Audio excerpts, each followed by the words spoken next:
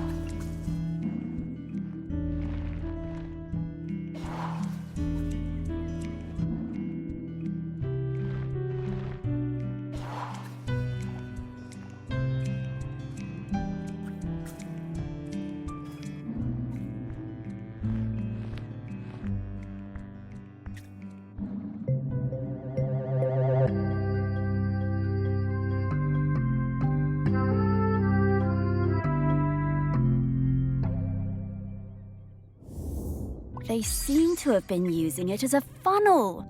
These bootleggers are very resourceful.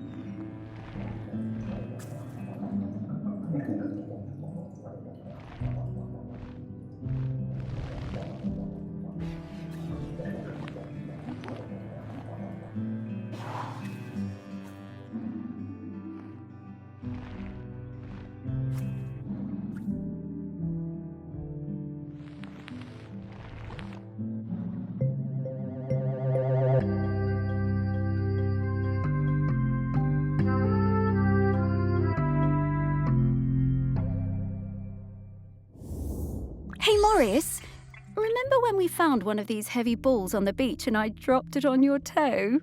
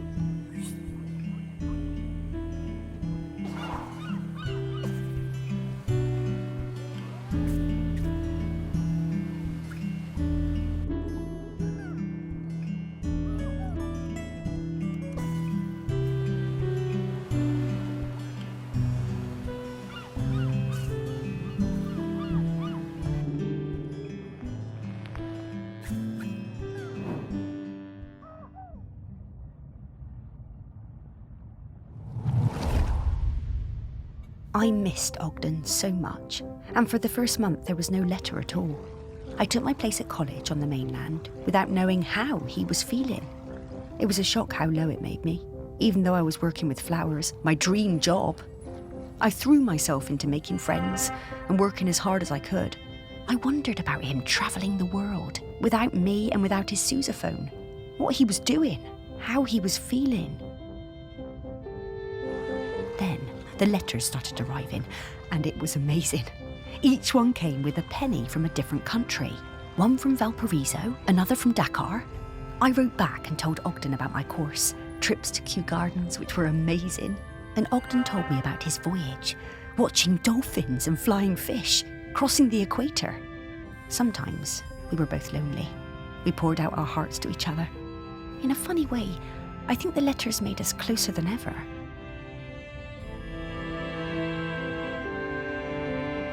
When he arrived in Christchurch, he'd send me flowers pressed in his letters. I sent him a shell from home, and then he sent me a New Zealand halfpenny. It was my favourite. On one side was the head of a Maori tiki. Ogden told me it was lucky. I came back to the island, and when my father died, I opened up my own florist shop on the quay. I tucked the halfpenny under the front step for luck, polished up Ogden's sousaphone and put it in the window. They both brought me luck, and the shop flourished.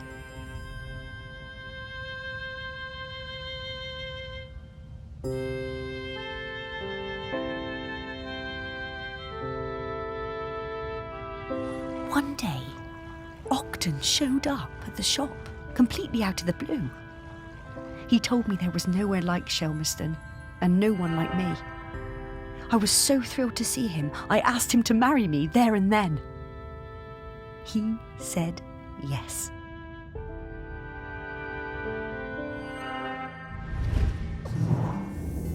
The lure of Shelmerston.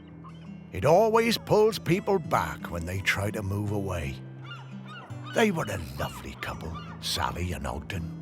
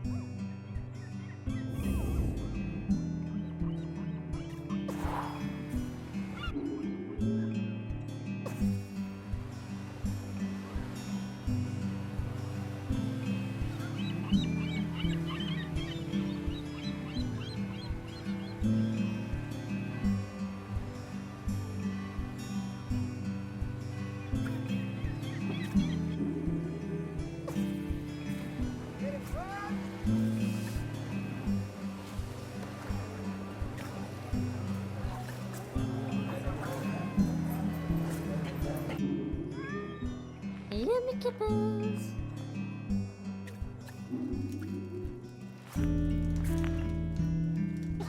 Mickey Mouse.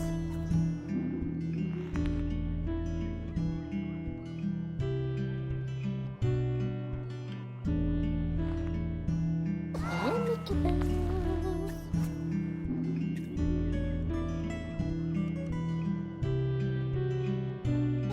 Mickey Mouse.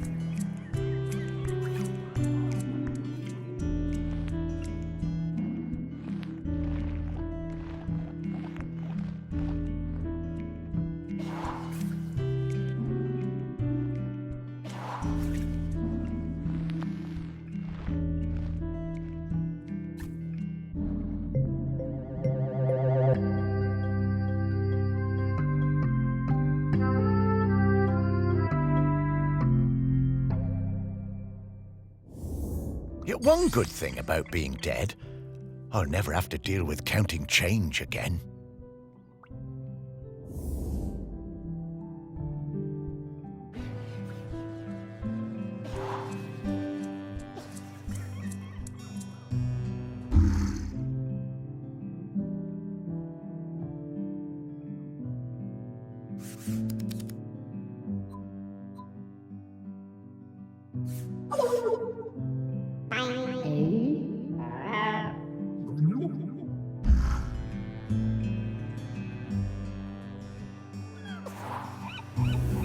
Ah, yes. A very distinctive odour indeed.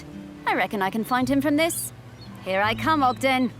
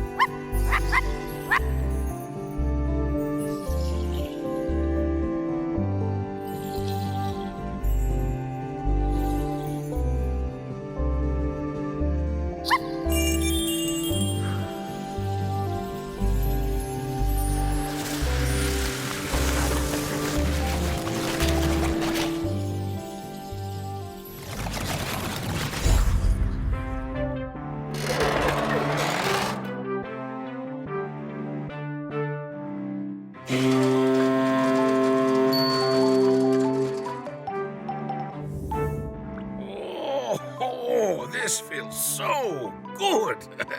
Terrific to see you, Morris. Oh, it's great to see you too, mate. Have a stretch, Ogden. We have a question for you.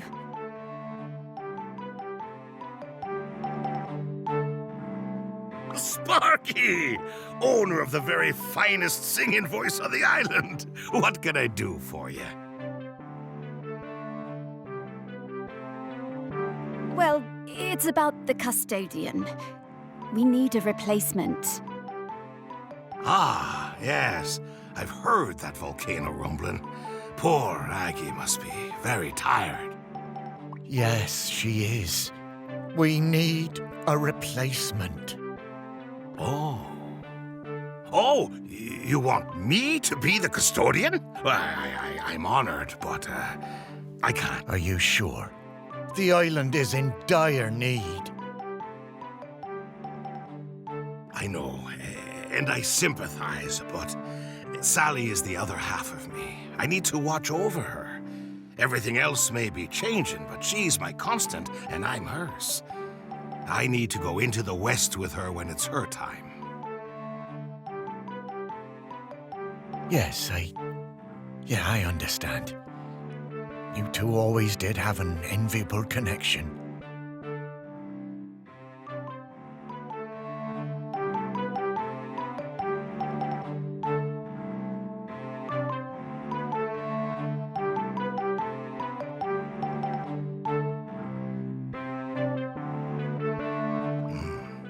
We were very lucky to find each other. And I'm still lucky just to watch over her. Makes this place still feel a bit like home, even as it changes. so I'm going to stay. But listen, once you've found the custodian, come back and enjoy a sniff of that beer in the Camel with me, eh? Sure, Ogden. Well, see you around.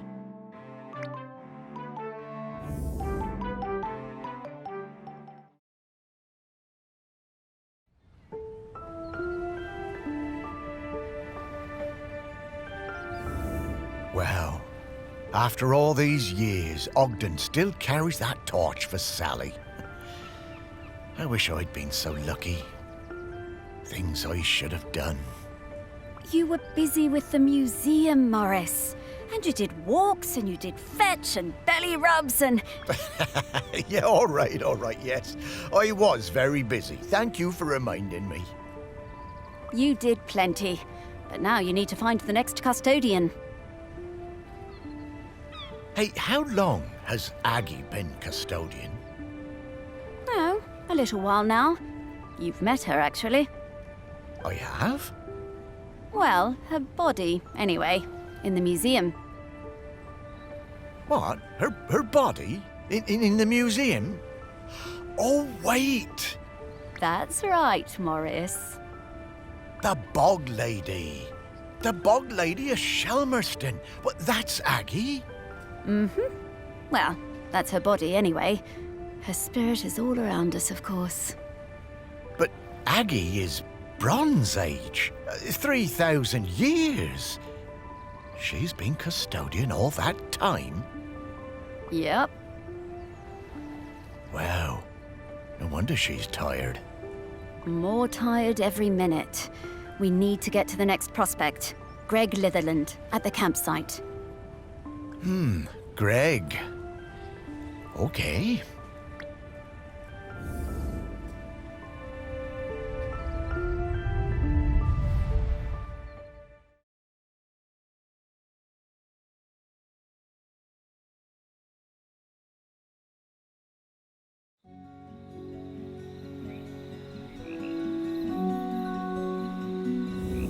The one part of the island I never spent much time at.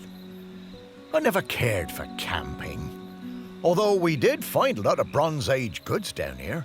Really fascinating bits and bobs. I reckon this was an important place once, and not just to shellers.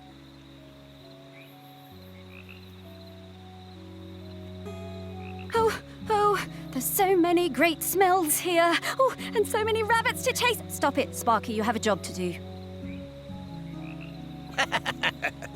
You know, I suppose I do like it better up here now I don't have to worry about combing all those burrs out of your fur.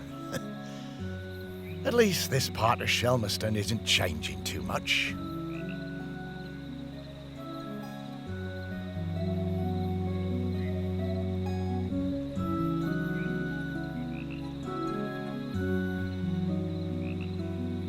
Yes. Now let's sniff out Greg. Yeah, I always found Greg a bit difficult. That business with the owl of his. He wasn't a bad guy at heart. Just liked animals a bit more than people, sometimes. Maybe. But who can blame him? Let's find some people who remembered him. Dig a little deeper. Memories of Greg Litherland. Here we come.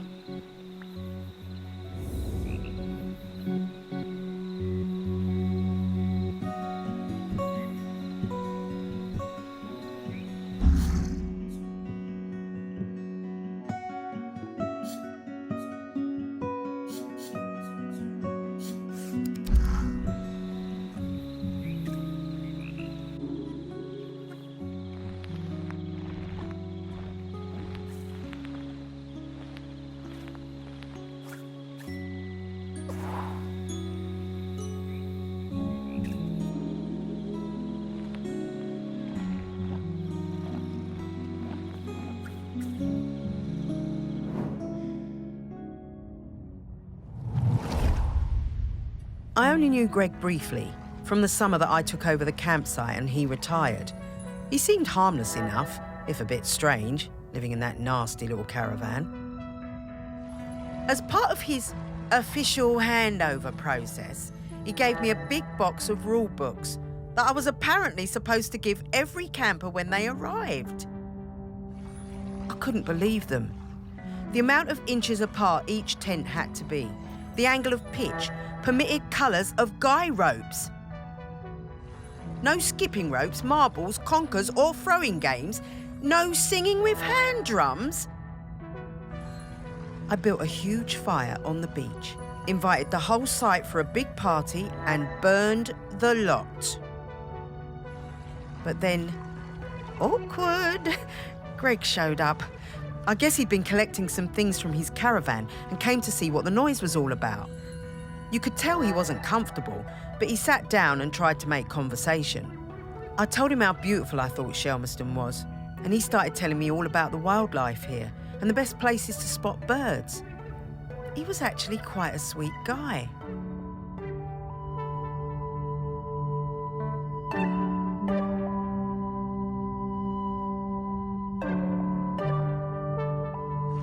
He must have noticed what we were burning, but he never mentioned it. That was the last time I saw him. I always felt a bit guilty. I mean, I got him wrong. He wasn't that bad.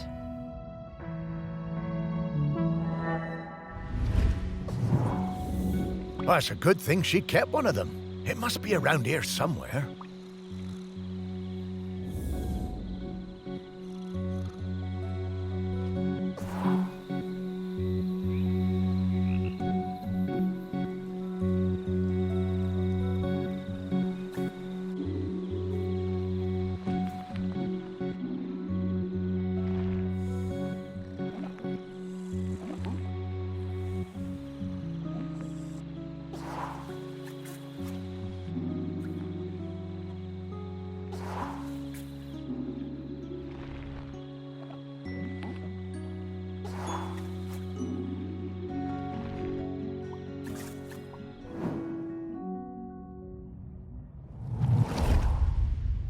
My whole life I've dreamed of seeing a Jempson's sea owl.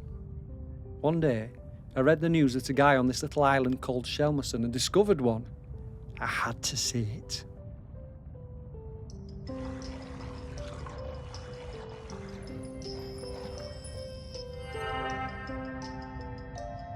The only B&B on the island booked up really fast, so I decided to stay at the temporary campsite set up by the guy who discovered the sea owl, Greg Litherland. The atmosphere was amazing. There were twitchers from all over the world come to see it. Greg had given the owl a name, David Abrahams. A bit weird, but I guess he was the one who found it. And because it had no mate, it was lonely, and he'd made a model female owl out of concrete. That was quite impressive. I got to know Greg a bit during my stay. He really seemed to resent all the noise and fuss on the island. His island, as he thought of it.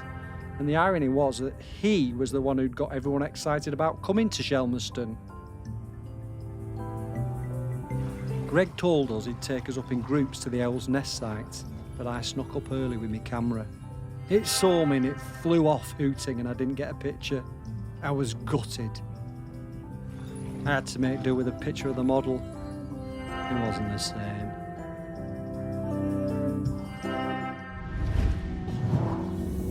Ah, I remember that.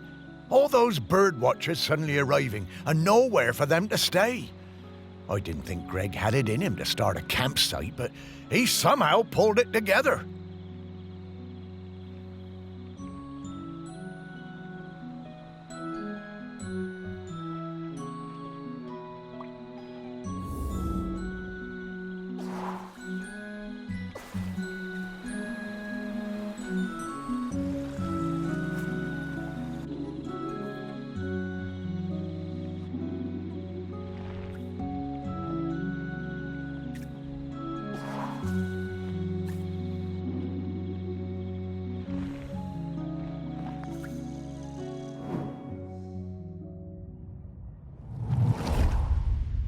I love camping. We've come to Shelmerston every summer with the kids for years.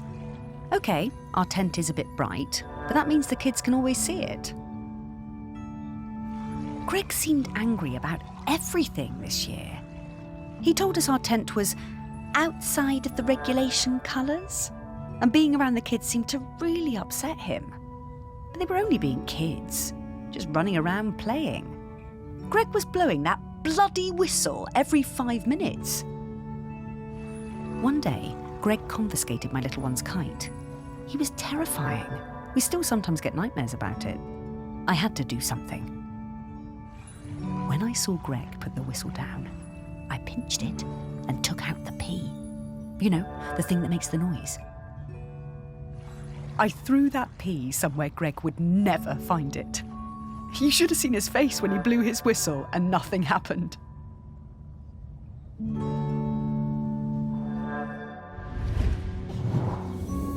I always wondered how Greg managed to get so good at hand whistling.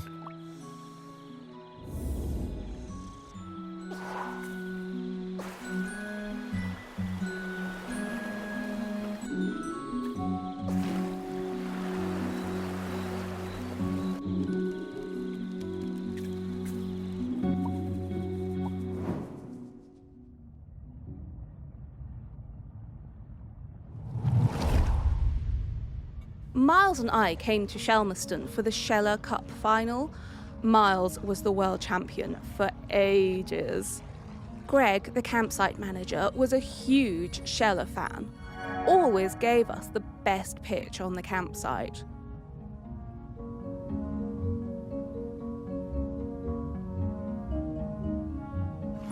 Miles was up early every morning, training for the big race. Greg would always be lurking in the background, taking photos. It became rather annoying. How many photos did he need? Oh God, and one time he turned up at our barbecue and wouldn't leave. The man could not take a hint. So, race day arrives and Greg is there with his camera, of course, getting in everyone's way.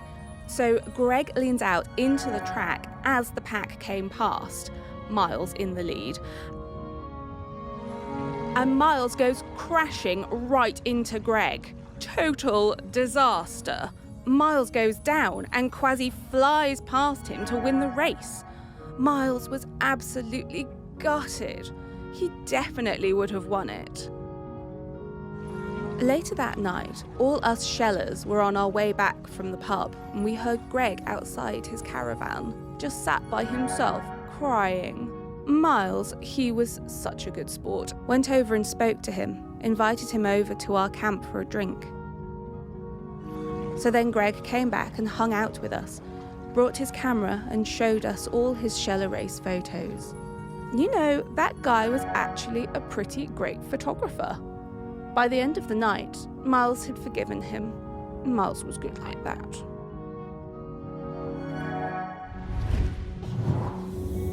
Shellers? I've never understood the appeal of that. Seems bloomin' uncomfortable to me. Poor old Greg. He was always rubbing people up the wrong way, but he meant well.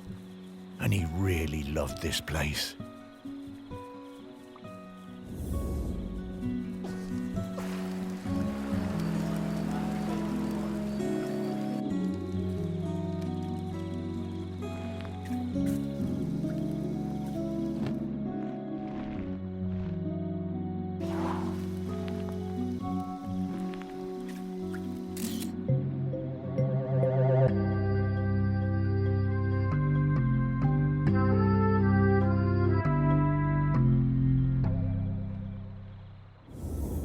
Oh, I wish we could use this. I am a very photogenic dog, you know.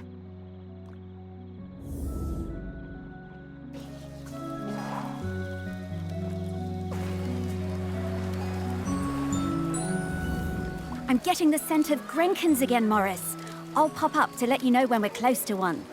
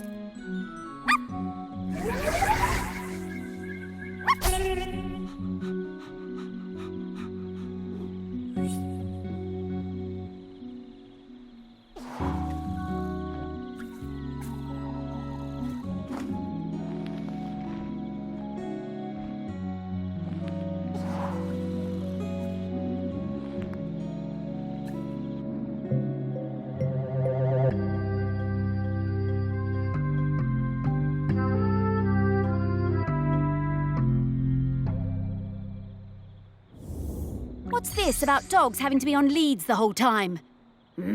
Outrageous.